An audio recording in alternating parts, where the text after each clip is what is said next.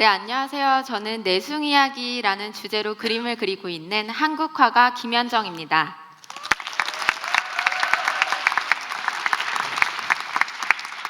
저는 제가 강연을 할 일도 있고 또 사람들도 꽤 자주 만나는 편인데요. 세상에서 제일 어려운 게 자기소개인 것 같아요. 뭘 말해야 될지 한 문장으로 날 말할 수 있을까 이런 걱정에 저는 그때면 늘 그림을 먼저 읽어드리곤 합니다. 저는 제 생활이 곧 일기라서요. 그림을 하나씩 읽어드리다 보면 자기소개가 필요 없더라고요. 그래서 오늘도 저는 그림으로 먼저 인사를 드리고자 합니다. 어떤 여인이 한복을 입고 있네요. 한복을 입고 또 라면을 먹고 있어요. 라면과 이제 명품 가방, 그리고 커피와 보이시죠? 근데 또 이 여자도 계속 먹방을 찍고 있는 것 같은데 오늘은 중국집에서 짜장면과 탕수육 그리고 군만두까지 서비스로 왔네요. 이걸 다 먹을 수 있을지 좀 걱정이 되는데요. 그 다음엔 이제 개를 끌고 가도 산책을 해야 되는데 이제 개 대신 하이힐이 있습니다.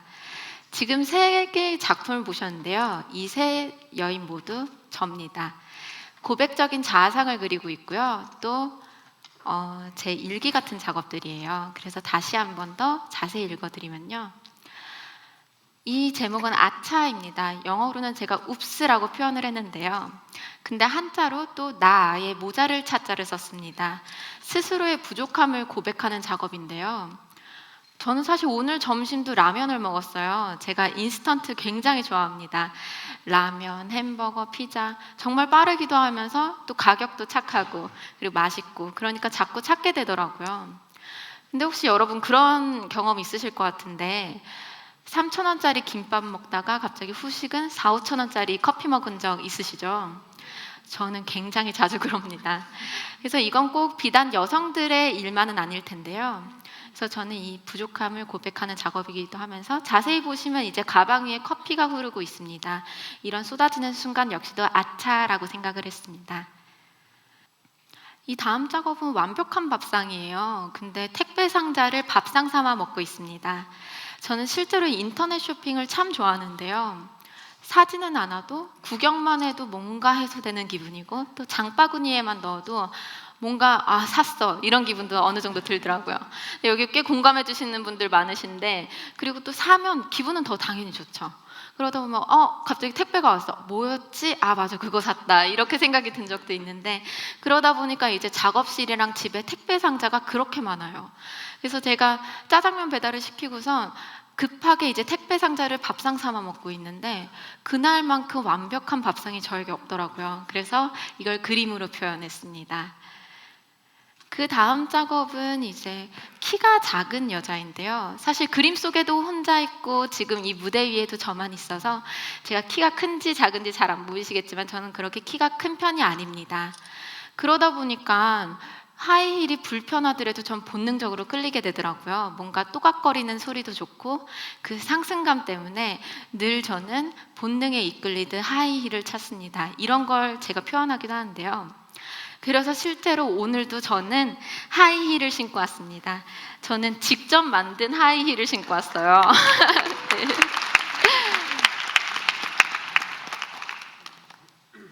여러분 이거는 어떻게 보이세요? 동양화하면 어떤 생각 드세요? 좀 태어날 때부터 처음 잡았던, 어릴 때 처음 잡았던 미술도구 혹시 크레파스가 대부분이실 텐데요. 크레파스를 처음 잡은 우리는 한국인인데도 불구하고 한국화라는 게 너무 낯섭니다. 왠지 사분자, 먹, 그리고 고리타분하고 색은 없는 것 같고 그런 식으로 한국화가 이해가 잘 안 되시죠? 대신 제가 오늘 이 15분 동안 한국화를 좀 재미있게 읽어드리고자 합니다. 그래서 사실 이 부분은 제 그림의 치마 부분이었어요. 저는 이렇게 치마를 늘 수묵으로 표현하고 있습니다. 이건 또 어떻게 보이세요?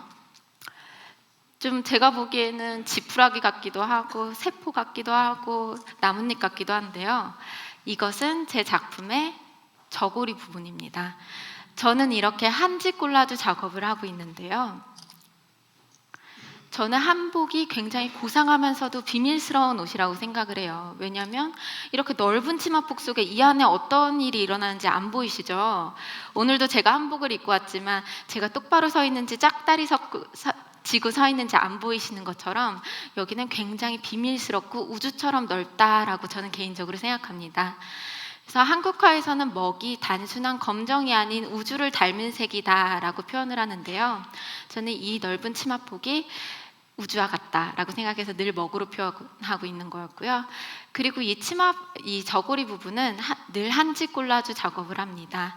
그래서 이 콜라주가 뭔가 싶으신 분들도 있을 텐데요. 콜라주는 풀로 붙인다라는 의미에서 왔고요. 근데 서양 미술사에서는 굉장히 중요한 기법입니다. 근대 미술과 현대 미술을 나눌 수 있는 기법 중에 하나인데요. 이게 사실 말로 말씀드리면 잘 안 와닿으실 것 같아서 제가 오늘 직접 그림을 가지고 왔습니다. 네. 그림을 제가 실제로 보여드리지 않고서 늘 어디 가서 제 그림은 실제로 보셔야 돼요. 실제로 보셔야지 더 좋아요 라고 좀 자신 있게 말하는 편인데요. 그거는 당연할 수밖에 없다고 생각을 하는 게 요만한 화면으로 보는 거랑 크게 보는 거랑 또 한지 콜라주 작업을 하기 때문에 이 질감을 볼 수 있는 게 정말 다르기 때문에 저는 자신 있게 제 그림은 실제로 보셔야 돼요 라고 말씀을 드리곤 합니다. 그래서 이렇게 이 한지는 제가 직접 염색을 한 한지고요. 저는 한지 느낌의 서걱거리는 게 한복과 굉장히 닮았다라고 생각을 해서 한지 콜라주를 작업했습니다. 그리고 이 치마 부분은 먹으로 표현했는데 희한하게 먹과 콜라주로 표현했지만 이 속은 훤히 들여다 보이고 있죠. 이것은 제 그림에서 제일 중요한 메시지 같은 작업인데요. 내숭이라는 주제잖아요. 근데 나는 내숭을 떨어도 네가 아무리 내숭을 떨어도 난 네 속이 훤히 들여다 보인다라는 메시지를 담고 있습니다. 근데 작업 과정 또한 조금 재미있는 게요. 저는 인물의 누드를 그린 후에 옷을 입히는 과정을 거쳐요. 물론 처음에 그리고 나서 비치는 척하는 게 저에겐 속도도 더 빠르고 그냥 귀찮다라고 생각을 할 수도 있는데요. 굳이 이 방법을 고집을 하는 이유는 제가 어릴 때 종이인형 놀이를 참 좋아했습니다. 어릴 때 그 종이인형 놀이를 회상하게 되기도 하고요. 그래서 아무리 입힐수록 또 다시 투명하게 보인다라는 점이 굉장히 인상 깊은 것 같습니다. 그래서 이 작품의 제목은 나를 움직이는 당신이라는 작업인데요. 저는 또 직접 체험을 해야 되거든요. 제가 느낀 것만 그림을 그릴 수 있기 때문에 실제로 오토바이를 탔어요. 그러면 사람들이 막 쳐다보고 웃고 막 사진 찍고 그러는데 창피하지 않습니다.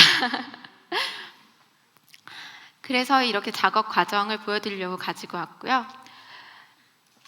제가 여기서 이렇게 굳이 작업까지 가지고 오고 설명을 구구절절히 하는 것은 제가 오늘 이야기하고자 하는 주제이기 때문입니다.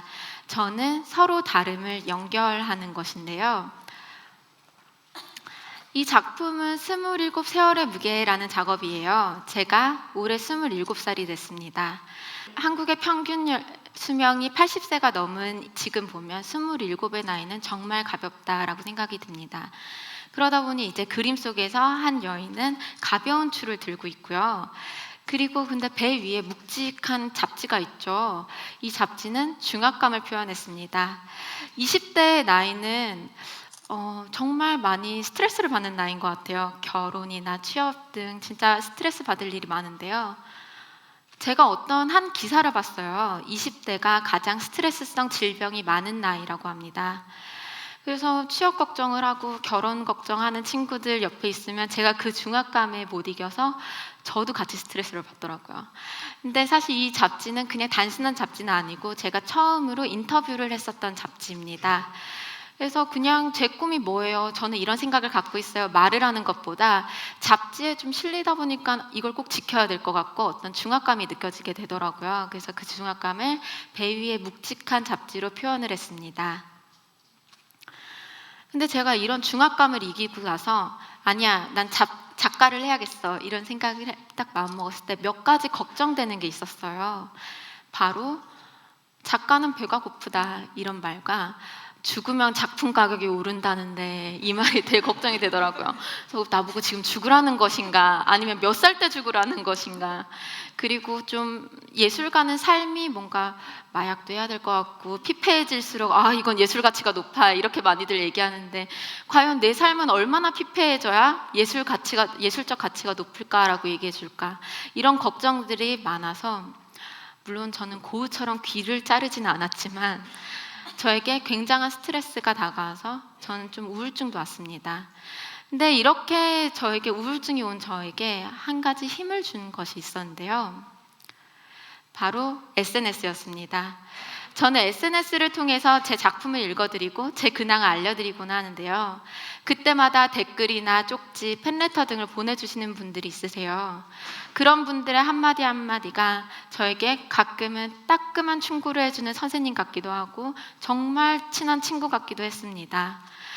그 중에는 저보다 나이가 많으신 분들도 있었지만 저보다 어린 친구들도 많았고요. 그래서 이분들께 저는 늘 감사함을 느끼고 있었어요. 그래서 제가 올해 개인전을 열게 됐는데 이제 이렇게 SNS로 소통을 하다 보니까 제가 5만 명의 분들과 소통을 하고 있었습니다. 근데 이분들께 감사함을 표현하는 자리가 있었으면 좋겠다 싶더라고요. 그래서 올해 2014년 6월 인사동에서 제 개인전을 열었습니다. 그래서 제가 내숭춘전소라는 시간을 갖게 됐는데 그거는 작가의 만남을 제가 개최했습니다. 근데 제가 그날은 감사함을 표현하는 날이기도 했지만 좀 한국화를 즐기다 가셨으면 좋겠다라는 생각이 들더라고요. 마치 잔칫날 같았으면 좋겠다라는 생각이 들어서 잔치상에 꼭 빠질 수 없는 게 있죠. 음식이잖아요. 그래서 그래 음식도 준비해야겠어 하고 어떤 음식을 준비하지? 뭐 퓨전 음식을 준비할까? 그리고 또 어떻게 DP해야 되지? 이런 고민도 했었는데 제일 중요한 고민이 뭐였을까요?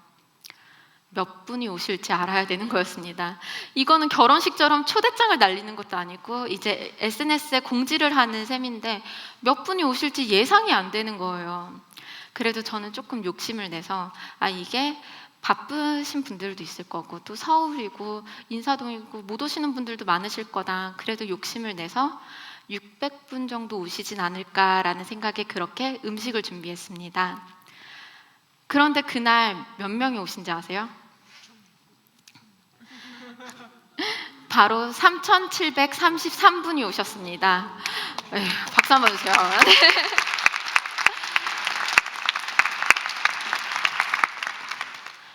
그래서 이제 10일간 전시가 이어졌는데요. 10일간 누적 24,000분이 찾아주셨고 이거는 인사동 가나인사아트센터 최다 관객을 기록하였습니다. 저는 이렇게 제 작품을 읽어드리고 SNS로 소통하는 이 과정들이 모두 자연스러웠던 것 같습니다. 아마 소통이야말로 지금 이 시대의 가장 중요한 화두인 것 같은데요. 근데 저는 한 가지 꿈이 있습니다. 미술이 생활 속에서 호흡하는 사회를 꿈꿉니다. 이게 어떤 이야기냐면요. 같은 예술 장르 중에 음악이랑 비유를 하면 정말 이해가 쉽습니다. 음악은 우리가 어릴 때 피아노 학원 혹시 한 번쯤 가시지 않았나요?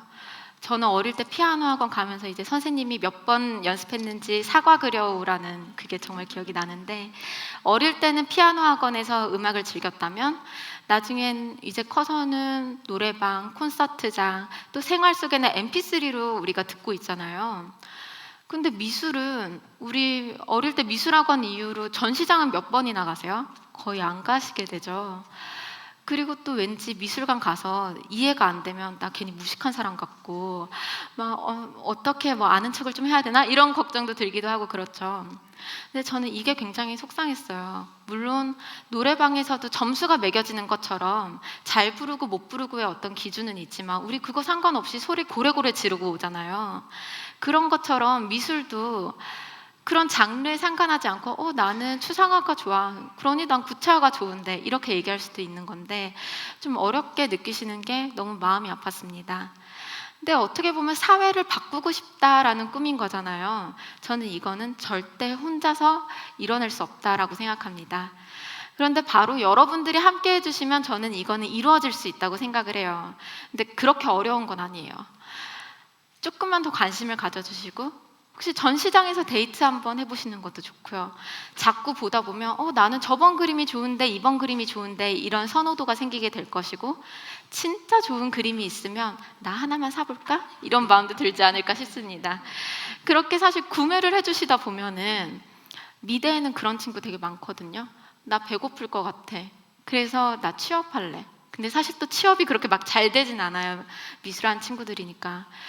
그러니까 난 작가를 꿈꾸지만 취업하고 그런 꿈을 이룬 친구들도 있긴 한데, 작게 보면 그런 친구들에게 힘이 돼 주실 수 있고, 크게 보면 자기가 좋아서 일을 시작하는 청춘들에게 큰 힘이 될 수 있을 것 같습니다.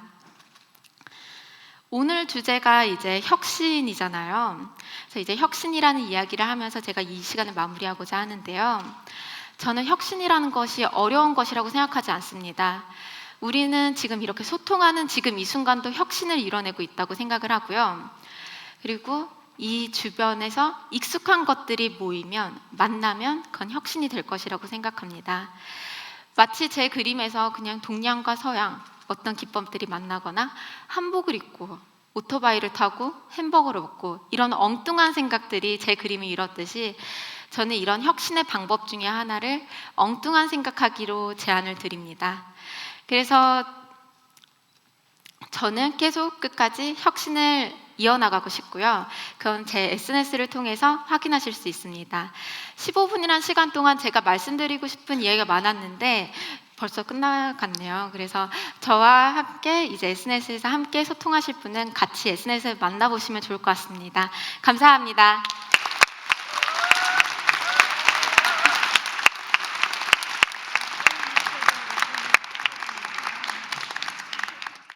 나에게 기업가 정신이란 익숙한 것들의 연결이다.